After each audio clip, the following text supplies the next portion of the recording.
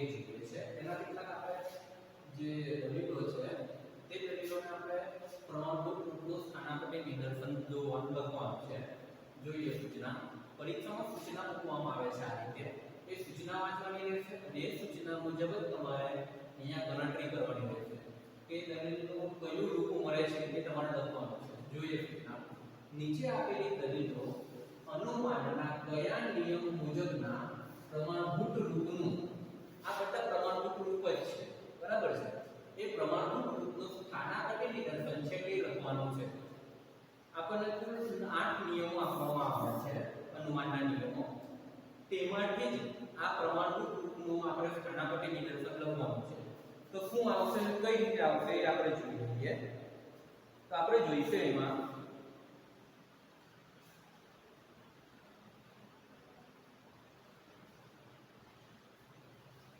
પહેલું જોઈએ તો કૌંસમાં r સમુચ્ચય s કૌંસ પૂરો ફરતી બીજા કૌંસમાં j સમુચ્ચય k કૌંસ પૂરો બીજું આગળ વિધાન છે r સમુચ્ચય s માટે j સમુચ્ચય k હવે આપણે એમ જોવા જઈએ તો r સમુચ્ચય s બરાબર છે ત્યારબાદ j સમુચ્ચય k અહીંયા કૌંસ આપવામાં ના આવ્યો હોય તો આપણને સમજવામાં બહુ મોટી તકલીફ પડે છે સમજી શકાતું નથી કે આ કયા મુખ્ય કારક કયું હશે પરંતુ અહીંયા કૌંસ આપ્યો છે એટલે આપણને ત્યાં સરળતા થઈ જશે હવે આપણે કરવાનું શું છે આપણે જેટલા પણ અનુમાનના નિયમો જોયા છે દરેક અનુમાનના નિયમોમાં એક પૂર્ણાંક આપવામાં આવે છે એક ઉત્તરાંક આપવામાં આવે છે અને એક મુખ્ય કારક હોય છે શરતી હોઈ શકે દ્વિશરતી હોઈ શકે સમુચ્ચય હોઈ શકે વિકલ્પન હોઈ શકે બરાબર છે એમાંથી કોઈ પણ એક કારક આપવામાં આવ્યું હોય છે જે મુખ્ય કારક હશે એ મુખ્ય કારક આપણે પહેલા માર્કિંગ કરવાનું કે મુખ્ય કારક કયું છે જો આપણે મુખ્ય કારકને સમજી જઈએ કે કયું છે તો એની પછીનું બધું એકદમ સરળ થઈ જશે અહીંયા મુખ્ય કારક છે શરતી હવે મુખ્ય કારકના પહેલાનું પૂર્ણાંક અને ત્યારબાદનું ઉત્તરાંક છે પૂર્ણાંક જોઈએ તો r સમુચ્ચય s એટલે કે આ આખા બરાબર p એટલે કે p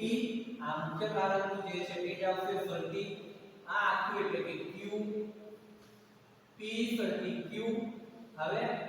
r સમુચ્ચય s બરાબર આપણે પહેલા p લીધું છે એટલે ત્યાર પછી પણ p આવશે અને જે સમુચ્ચય k બરાબર આપણે લીધું છે q એટલે એ આવશે q એટલે કે p શરતી q p માટે q આ આપણને સ્થાનાંકિત નિદર્શન મળી ગયું છે આ એક રૂપ કયું છે નિયમ કયો છે તો અહીંયા ને p શરતી q p માટે q બરાબર np નો નિયમ એકદમ સરળ છે અહીંયા તમારે આને અલગથી નથી જોવાનું આને અલગથી નથી જોવાનું આખા કૌંસમાં આપ્યું છે એટલે આખો કૌંસ એટલે કે p અથવા q અથવા a થી z સુધીનો કોઈ પણ કેપિટલ અક્ષર આ બીજું છે એ પણ આપણે જે કે k નથી જોવાનું આ સરળ જોવાનું છે કૌંસની અંદર છે બરાબર છે એટલે કૌંસ જ આપણે જોવાનું કૌંસની અંદર છે એટલે એ આખા બરાબર q થશે એટલે જે કંઈ પણ રૂપલક્ષી સાબિતીના દાખલા આવે છે એ દાખલા ગણતા પહેલા આ વસ્તુ આપણને આવડવી જરૂરી છે એ રૂપલક્ષી સાબિતીના દાખલામાં પણ આ જ પ્રકાર આવે છે એટલે એ બરાબર આપણે ધ્યાનથી સમજવું પડે છે હવે ચોથું જોઈએ તો કે ચોથા નંબરનો દાખલો છે નિષેધ કૌંસમાં p સમુચ્ચય q કૌંસ પૂરો ફરતી r ત્યારબાદ જોઈએ નિષેધ r માટે ડબલ નિષેધ કૌંસમાં p સમુચ્ચય q કૌંસ પૂરો હવે આપણે જોઈશું તો આ આખું જે છે તે બરાબર p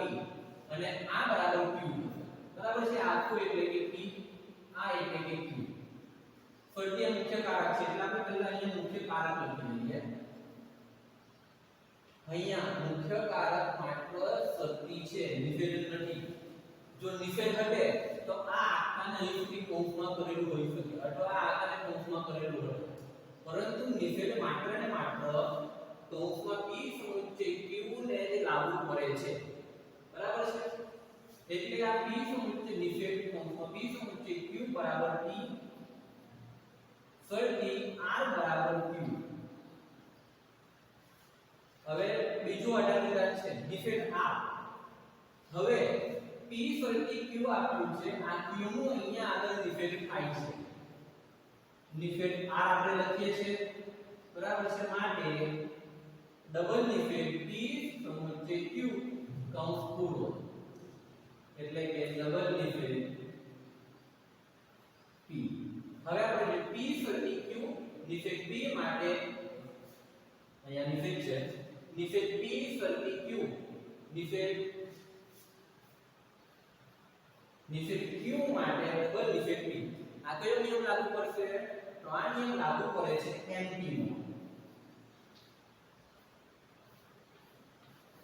આ ચોથા દાખલામાં np નો નિયમ લાગુ પડે છે આપણને ખ્યાલ જ છે બરાબર છે હવે આપણે જોઈએ પાંચમો દાખલો હા એક વસ્તુ ધ્યાન રાખજો કે અહીંયા જે કંઈ પણ આપવામાં આવ્યું હોય છે તેને તમારે પ્રથમ ધ્યાનથી સમજવું પડે છે બરાબર છે આપણે આ આખા બરાબરનો પ્રતિનિધિ મૂકેલો છે જ્યારે કે નિયમોમાં આવે છે p પણ મૂકી શકાય q પણ મુકાય એથી જે સુધીના કોઈ પણ કેપિટલ અક્ષર આપણે મૂકી શકીએ છીએ પરંતુ આપણે સરળતા ખાતર આપણે p q r abcd મૂકી શકીએ છીએ મોટા ભાગે હવે દાખલો 5 દલીલ 5 જોઈએ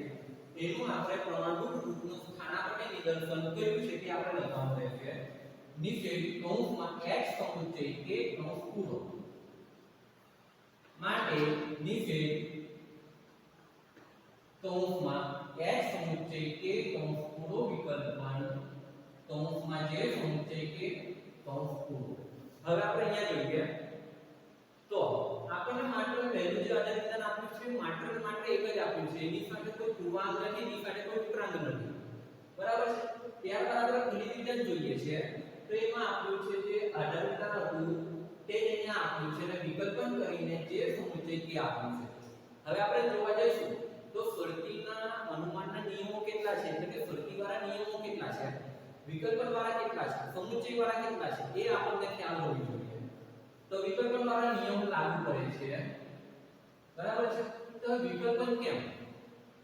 તો અહીંયા માત્ર એક આધાર વિધાન છે અને સીધું ઉમેરો કરવામાં આવ્યું છે એટલે કે વૈકલ્પિક વૃદ્ધિનો નિયમ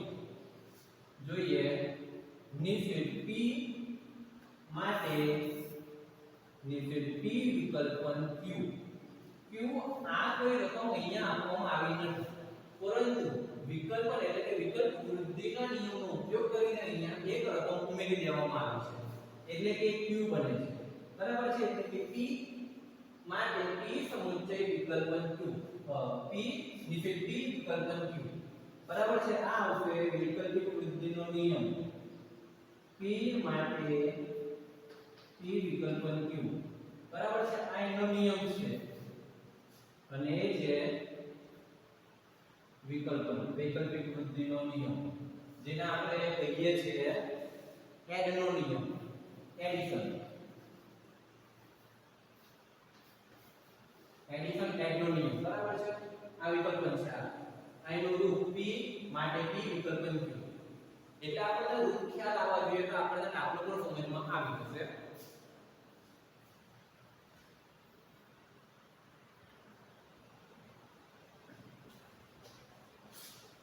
હવે આપણે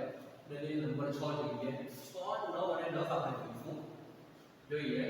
તો મોટા કૌંસમાં નાનો કૌંસ b ફરીથી c કૌંસ પૂરો નાનો કૌંસ પૂરો થાય છે વિકલ્પન નિફેડ s મોટો કૌંસ પૂરો હવે અહીંયા મોટો કૌંસની અંદર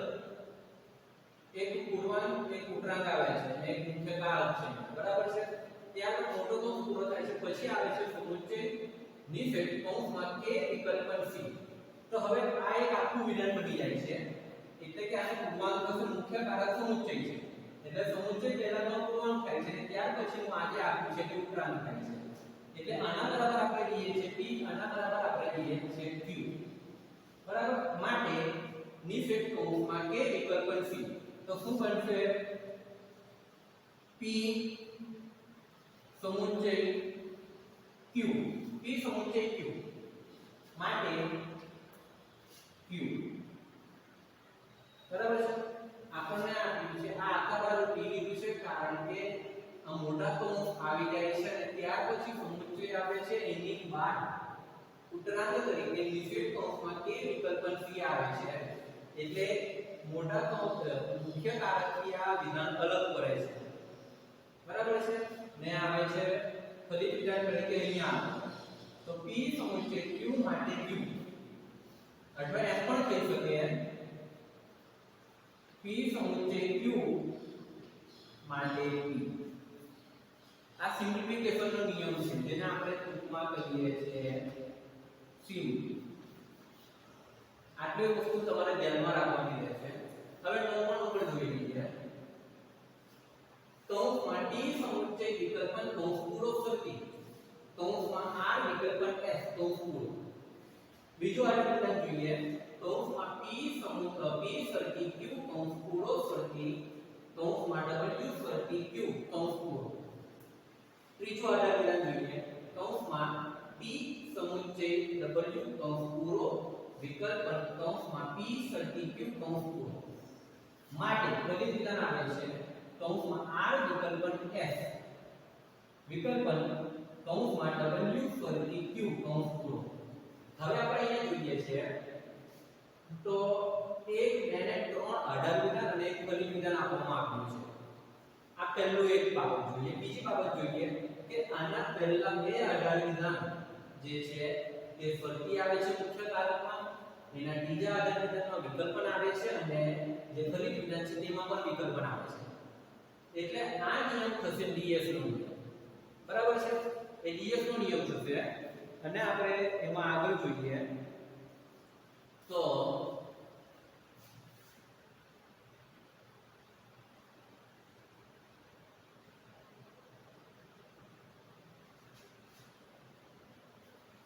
સોરી અહીંયા 8 નંબરનો દાખલો છે. આ નિયમ થશે જે આપણો છે તેમાં ત્રણ આધાર વિધાન છે અને બે એક છે તે ફરી વિધાન છે, એટલે કે સીડી નો નિયમ બને છે, બરાબર છે. હવે સીડી ના નિયમમાં શું છે તો કે p સરખી q, બરાબર છે. અને આ પણ આનો નિયમ આવશે. હવે જોઈએ આના બરાબર આપણે લઈએ છે p, આના બરાબર જોઈએ કે p સરખી q. આપણે અહીંયા લખતા રહીશું p લીધું છે, આના બરાબર q લીધું છે, બરાબર છે. આના બરાબર આપણે લઈએ છે s.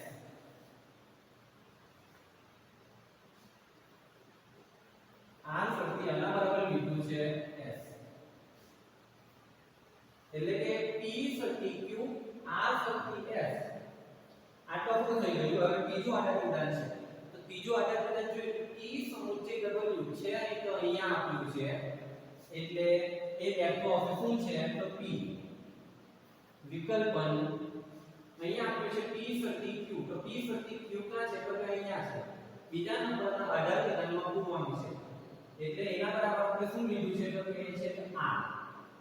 માટે. હવે ફરી વિધાન જોઈએ તો r વિકલ્પન s અહીંયા છે, એના બરાબર લીધું છે આપણે q વિકલ્પન s, બરાબર છે. આ રીતે સીડી નો નિયમ બને છે. આ સીડી નો નિયમ છે. હવે એમાં આપણે જોઈએ તો એકદમ સરળ છે. પહેલા જે આધાર વિધાન છે તે આ પ્રમાણે આવે છે, એની પછીનું બીજું જે આધાર વિધાન છે તે કઈ પ્રમાણે આવશે તો આધાર વિધાન પહેલાનું પૂર્ણાંક અને આધાર વિધાન બેનો પૂર્ણાંક વિકલ્પનથી જોડાય છે અને ત્રીજું આધાર વિધાન બનશે. અને ફરી વિધાનમાં પહેલા બે આધાર વિધાન પહેલા જે વિધાન આપ્યા છે આધાર વિધાન તેનો ઉપરાંત અને આધાર વિધાન બેનો ઉપરાંત વિકલ્પનથી જોડાય છે અને ફરી વિધાન તૈયાર થાય છે. નંબર લખીને આપણે જોઈ લઈએ 1 સરખી 2 3 સરખી 4, બરાબર છે. આ થઈ ગયું. તો હવે શું કરવાનું? 1 વિકલ્પન 3 માટે 2 વિકલ્પન 4, બરાબર છે. અહીંયા આપણે આ જે બાબત ખાલી ધ્યાનમાં રાખવાની છે, બરાબર. પછી આ જે આવે છે તે અહીંથી આવશે પહેલા બે આધાર વિધાનનો પૂર્ણાંક અને આ જે ફરી વિધાન આવે છે તે પહેલા બે આધાર વિધાનનો ઉપરાંત બને છે. આટલી વસ્તુ આપણને ક્લિયર હોવી જોઈએ. હવે 10મો દાખલો જોઈએ છે. કૌંસમાં e સમુચ્ચય f કૌંસ પૂરો વિકલ્પન નિષેધ કૌંસમાં g સમુચ્ચય k કૌંસ પૂરો નિષેધ કૌંસમાં e સમુચ્ચય f કૌંસ પૂરો માટે નિષેધ કૌંસમાં g સમુચ્ચય k તો સોરી અહીંયા આપણે સીડી નો નિયમ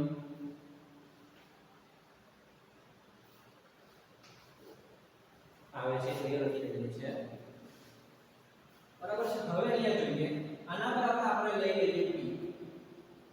વિકલ્પન મૂકી દઈએ નિષેધ નું નિષેધ જ રહેશે ને આના બરાબર આપણે લીધું છે q એટલે કે અહીંયા q આવે છે p વિકલ્પન નિષેધ q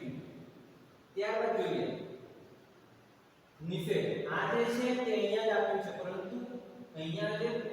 ગુમાન કરતો તે અહીંયા નિષેધ થાય છે એટલે કે નિષેધ p નિષેધ p આવશે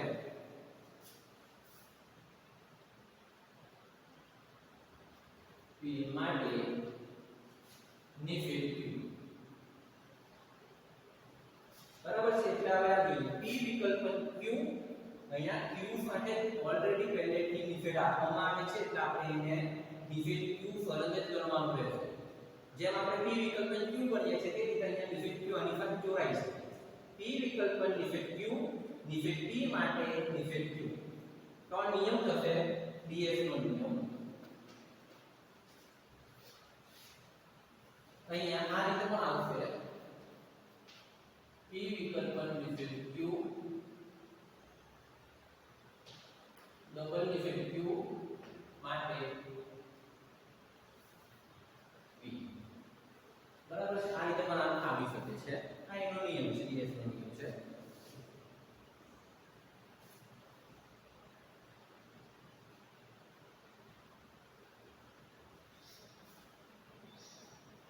આ આપણે મનોરંજન 3.1 જોયું છે આની પર તમારે જે કંઈ પણ બાકીના દાખલા છે આ પણ તમારે જાતે કરવાના રહેશે ફરી દાખલાને અને આપણે દલીલો કહીએ છીએ જે અનુમાનના નિયમ પ્રમાણે તેનો પ્રમાણભૂત રૂપનું સ્થાન આપણે નિદર્શન લખવાનું છે આટલી વસ્તુ આપણે ધ્યાનમાં રાખવાની સૂચના વાંચવાની તે જ પ્રમાણે આપણે કામ કરવાનું રહેશે